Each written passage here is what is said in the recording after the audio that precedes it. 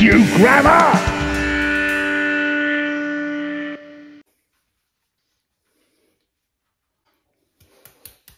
I'm going to tell you about similes. Now, my old English teacher used to say, simile is a smile with two eyes. He wasn't qualified, it was obvious. So I told my old man, he went round there, things got sorted. Never bothered us again.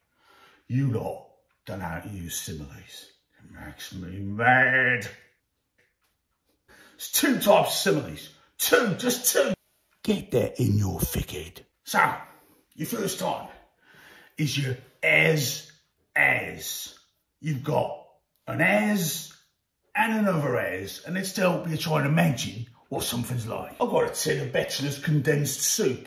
Cream of chicken. What if you don't know how big it is? I can help you with a simile, an as simile. A can of soup is as tall as 3 tins of Prince's mackerel with a pair of scissors and a knife on top. Was I wrong? I think not. So that's how an as one works, yeah?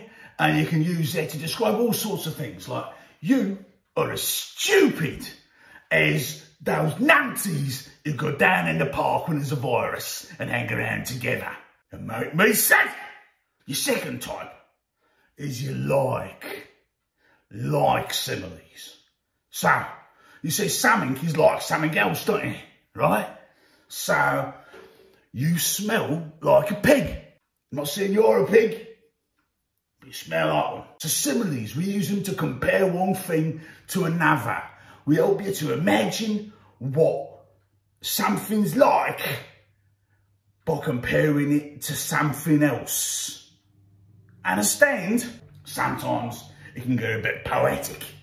It's not just physical. It's making you think about stuff. A lot of your top writers would use these similes, even your flaming Billy Shakespeare. My love is like a red, red rose. My love is like a rose, because if you don't handle it right, it stings. Ah! Thorns, innit? So, 2 things to learn from this. Firstly, stop getting similes wrong. And secondly, stop handling flowers wrong.